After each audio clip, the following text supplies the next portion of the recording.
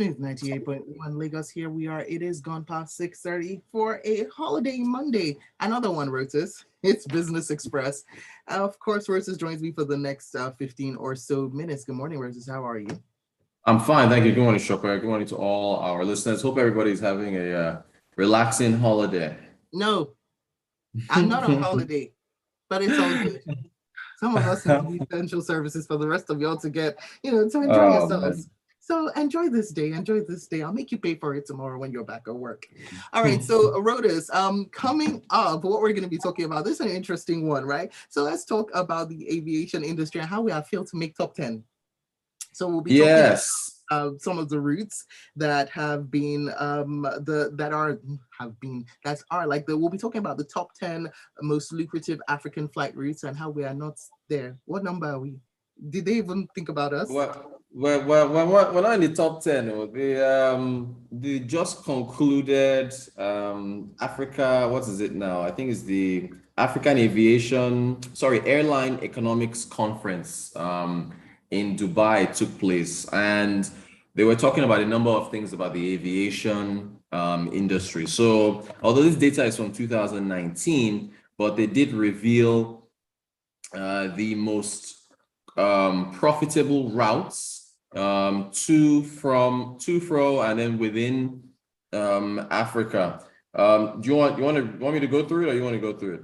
Yeah, you can go. Hold on one second. Okay. Before we go through it, let's just tell you how you can join the conversation. If you just tuned in, welcome to Business Express. Hit us up on WhatsApp. We are 0809 444 981. We'll be reading your messages throughout the show. You can also leave your your comments up on the live stream because we're up already on youtube.com/smooth981FM Lagos. Leave your comments. I'll be able to read that out as well. And you can go to Twitter, #Business Express 981 and tag @smooth981FM. All right, so Rotus, give it to us. What are the okay. Yeah, so in terms of revenue, as far as 2019, this was 2019 before the pandemic. So the top most profitable routes, the Johannesburg Dubai route for Emirates, $315 million. Then number 2, Johannesburg London, British Airways, $295 million. And then Cairo to Jeddah, Saudi Arabian Airlines, $242 million, which is not very far if you think about it. Cairo, where Egypt and Jeddah is, that's Middle East, right? Although Egypt is North Africa. Luanda to Lisbon, TAG and Angola Airlines, $231 million. Cape Town to Johannesburg. Imagine that's number 5. That is within Africa. 6 is Cairo to Dubai, Emirates, $181 million. Number 7, Cape Town to Dubai, Emirates again. Abidjan to Paris, that's Air France, $175 million. Then number 9, Cape Town to London, British Airways, $174 million. And finally, Mauritius, a place I really want to visit because I hear it's so beautiful. Mauritius to Dubai, Emirates. You want to go as well, Abby? So 2 beautiful places. Wonderful. Good for them. Exactly. So the thing is, this is 2019. It's before the pandemic. So this was when things were still healthy. And Lagos is not in your top 10, despite everything we've heard about the Lagos-London routes and the Lagos-Dubai routes.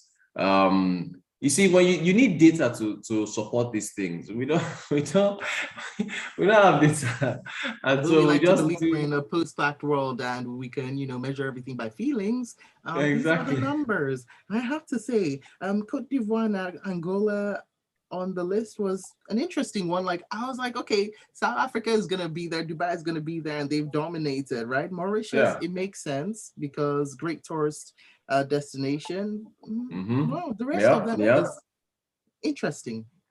Yeah. Also, I should point out, Nairobi is not on there. Addis Ababa is not on there. What is the capital of Morocco? Is it Rabat or Rabat?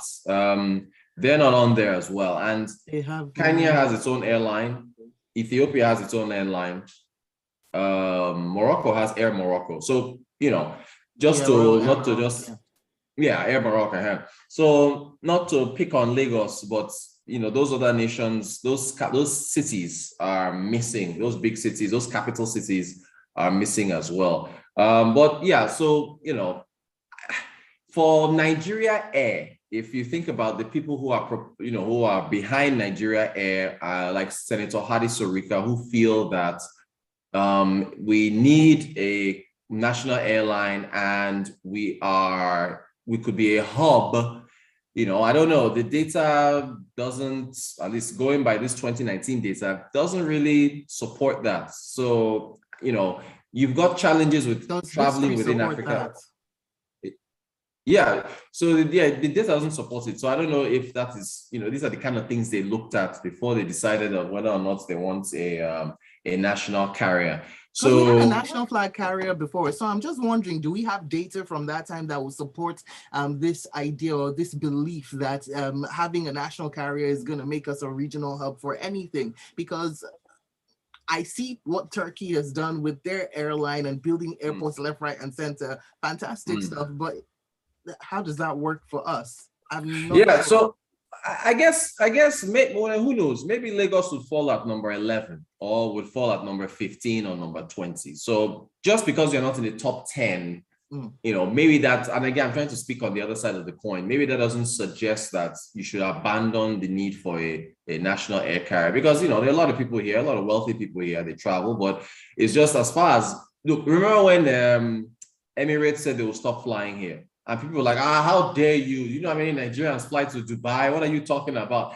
Emirates makes more money from Johannesburg, from Cairo, from Cape Town, from Mauritius. And they make more money from those routes than they do from Lagos to Dubai. So for an airline to say they will drop, they didn't have any problem doing that. So, in terms of maybe we'll look at earlier data from earlier years. Who knows? Maybe that data will, maybe Lagos was in there at some point. But the fact that this is 2019, this was right before the pandemic. And I bet if we look at this data I don't know if they have it for 2020, 2021, less people are flying, we've suffered a recession. I wouldn't think we're there. So I think this is just a reality check for Nigeria that your route is not as profitable as you think it is, from Lagos and Abuja to other countries, especially. Rotus, let's see what happens after 2022, because lots of people have been flying, if only out.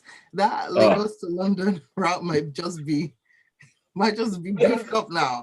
I don't know. Who knows? But another thing I should point out, because of the exchange rates and because of where ticket prices are now due to Jet A1 fuel climbing by 300%, from my anecdotal evidence, and even I'll speak for myself, I'm planning to hopefully go on vacation in November. I'm looking at traveling within Africa. If someone I know is in Senegal, another person went to Gabon, another person went to Abidjan. So I'm talking to people who are just choosing to fly within the continent because of the costs of having to go to a London or a United States, so on and so forth. This doesn't include vacation. Right. And this doesn't include the jackpot people. I mean, those ones are going one way and they're not coming back. And so maybe that doesn't really count. But so there you have it. That's what we're seeing with the aviation sector as far as we are concerned. With Lagos is not in the top 10. So let's humble ourselves. Now, man, we're the giant of Africa. Although I have to say, the journey of 1,000 steps of a 1,000 miles starts with one step, or whatever that saying is. So yeah. Let's keep trying. If we fall by the wayside, fine. We fell by the wayside, but at least let's try and not bury ourselves under a mountain of criticism just yet. We'll see what happens. All right, now let's move on to subsidy removal. Before we do, though, let me just read out a couple of messages. This first one comes in from Oluzil up on WhatsApp, who says, Nigeria, calm your enthusiasm on this global flight business. Whilst Gilbert Musa from Festac says, since Nigeria Airways stopped operations in 2003, Nigeria's aviation industry has been in a steady decline. The introduction of the Virgin brand in 2005 did not help matters because in 2008, 2009, Virgin had operational challenges in Nigeria and gradually pulled out. Yeah, indeed. All right, so now let's touch on subsidy removal, because it seems like there's a bit of a disagreement between the senators and the president on this is very remarkable. Shokwe, I don't know. So apparently, President Buhari presented the budget, the 20 trillion naira budget on Friday. He says subsidy removal will be gone in May or June, at which he'll be conveniently leaving office. So he's dropping that headache on the next administration. So I think some senators said no. I found this very remarkable. Some senators said that they shouldn't put that headache on the next administration, that the next administration will face a lot of criticism from Nigerians, and so they should keep the fuel subsidies until December. And the person who, I mean, which senator was quoted here? It was a senator from Enugu North, Senator Chukwuza Utazi, said his colleagues will not allow the subsidy regime to end midway next year. He said, quote, the executive has proposed that the oil subsidy would end at the end of mid next year. For us, we argue that it's better to make it 1 year. We have said it should end in December. That's because we don't want to create a problem for the government that will succeed President Buhari. You don't know which government is going to succeed him. I don't know which political party he is with, but maybe he's with the ruling party. But he's talking like, what if another administration comes in and that administration wants to remove subsidy? I mean, how can you? I thought it was remarkable that he's saying that we don't want to create a headache for the next government. You're not even, I don't know whether he's up for re-election in the next, or if he's completed his term, whoever this senator is, but I thought, yeah, that was pretty remarkable. That was pretty remarkable to be making that argument for the future for another government that may not even be in your party, that may not be, but your party may not be a part of. That was, the logic there is quite amazing. Not to talk of the trillions that's going to cost the government and how we have to borrow more just to fund that. Apparently, that is not as important as causing a headache for the next government. That is. Rotus, though, think about it, because right now what this feels like is, okay, you can see the end of the road for yourself and you just want to kick the can down, let it fall off the cliff, and you don't care because you're just going to be riding back to the other side. For example, we've talked about the modalities of taking away subsidy, of removal of subsidy, right? Some people are in favor. I mean, different people have different opinions, right? And I'm guessing different administrations will have different methods by which they want to go about it. Some people say just rip off the Band-Aid and come what may. Some people say this needs to be a gradual, phased approach. I mean, the next administration might have a different thing, but then they'll just be left with something hot and steaming that was dropped in their laps. Of course. Look, it's a tough situation.